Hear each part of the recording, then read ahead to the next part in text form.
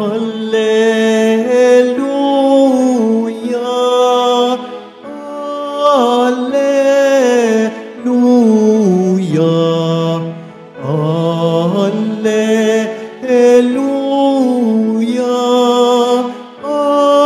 Alleluia.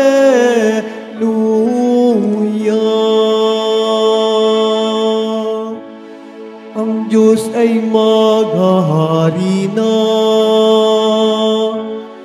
talikdan ang tanang sala, manalig sa balita niya. Alleluia,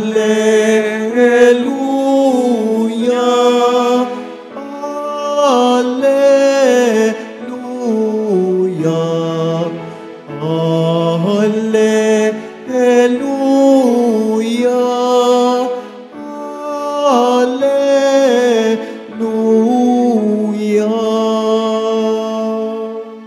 Sumainyo ang Panginoon. At sumaiyo rin. Ang mabuting balita ng Panginoon ayon kay San Lucas. Papuri sa iyo, Panginoon. Noong panahong iyon, tinawag ni Jesus ang 12 at binigyan sila ng kakayahan at kapangyarihang magpalayas ng mga demonyo at magpagaling ng mga karamdaman. At sinugo niya sila upang ipahayag ang paghahari ng Diyos at magpagaling ng mga may sakit. Sila'y pinagbilinan niya, huwag kayong magbaon ng anuman para sa inyong paglalakbay, kahit tungkod, supot, tinapay, salapi o bihisan. Makituloy kayo sa alinmang bahay na tumanggap sa inyo at manatili roon hanggang sa pag-alis ninyo sa bayang iyon. At sakaling hindi kayo tanggapin, umalis kayo roon at ipagpag ninyo ang alikabok ng inyong mga paa bilang babala sa kanila. Kaya't humayo ang mga alagad at naglakbay sa mga nayon na ipinangaral ang mabuting balita at nagpagaling ng mga may sakit sa lahat ng dako. Ang mabuting balita ng Panginoon. Pinupuri ka namin, Panginoong Hesukristo. Magsiupo mo ng lahat. Magandang umaga po sa inyong lahat, mga kapatid kay Kristo. Sa lahat po ng ating mga taga-subaybay, sa iba't ibang online platforms, at sa lahat ng ating mga kadiboto, sa iba't ibang panig ng Pilipinas, at maging sa buong mundo, kung saan tayo ay naaabot ngayon ng ating live streaming. Mapayapang umaga din po sa inyong lahat. Purihin at dakilain natin ang ating Panginoon, ang mahal na poong Jesus Nazareno. Mga kapatid kay Kristo at mga kadiboto, malugod po namin kayong tinatanggap sa Basilica Minor at Pambansang Dambana ni Jesus Nazareno. Ang ebanghelyo po natin sa araw na ito ay tungkol sa pagsusugo ng Panginoon sa kaniyang mga disipulo at apostol upang ipalaganap ang mabuting balita ng paghahari ng Diyos. Sila po ay inatasan upang humayo at ipangaral ang mabuting balita ng kaligtasan, pagalingin ang mga may sakit, at buhayin maging ang mga patay. Pagalingin ang mga may ketongin, at palayasin ang mga demonyo. Maglakbay na walang daladala, ipahayag ang kapayapaan, gumawa ng mga kababalaghan, at tanggapin ang presensya ng mga pamilyang tatanggap sa kanila. Mga kapatid, sa araw na ito, tayo din ay hinahamon ng ating Panginoon na makibahagi at makipagtulungan sa gawaing pangkaligtasan ng Diyos. Unang-una, Father, bakit po ba may mga gawaing pangkaligtasan ang Diyos? Simple ang kasagutan. Dahil ang Diyos may plano at pangarap din. Ang misyon ng Diyos ay para sa bawat isa sa atin. Ito ay hindi para sa Kanya. Ang Diyos, bilang Diyos, wala nang kailangan pa. May misyon siya dahil may nais maganap ang Diyos sa atin.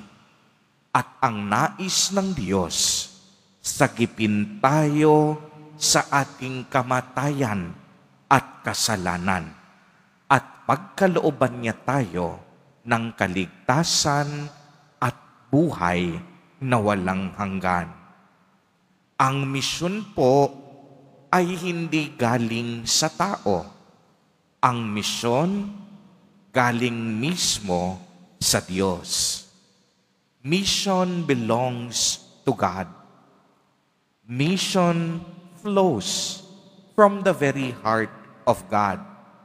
Dumadaloy sa puso ng Diyos ang pagmimisyon. Tayong mga tao nakikibahagi lamang sa gawaing ito ng Panginoon. We are just but sharers of God's mission.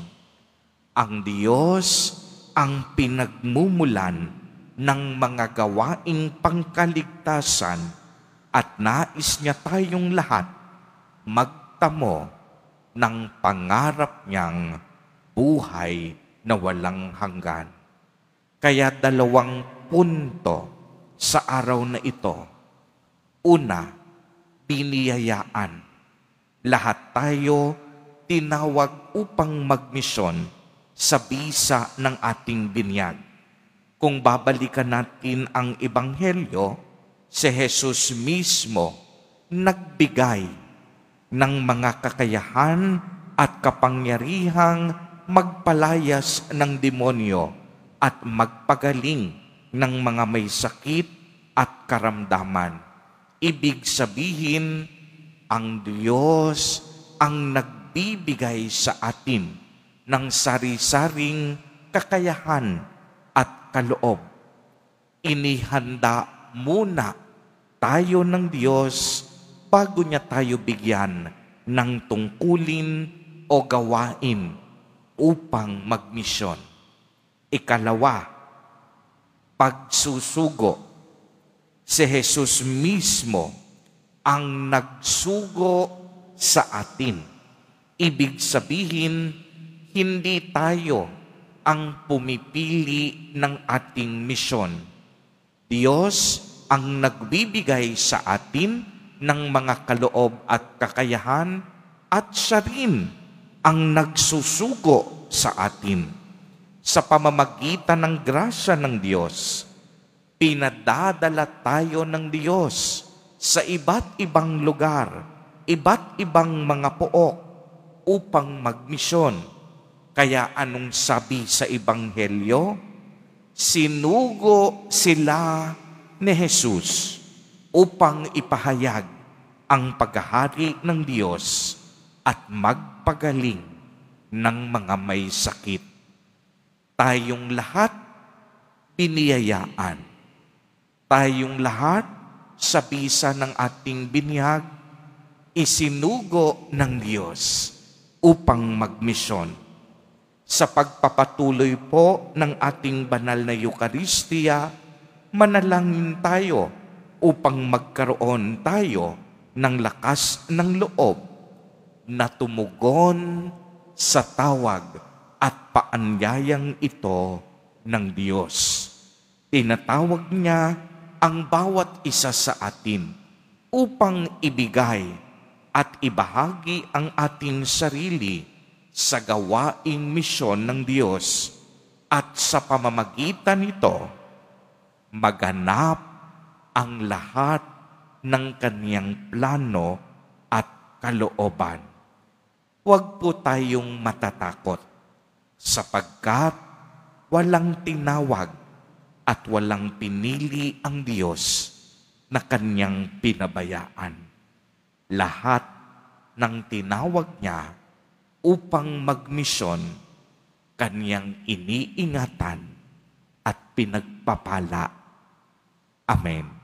Purihin at dakilain natin ang ating Panginoon, ang mahal na poong Jesus Nazareno.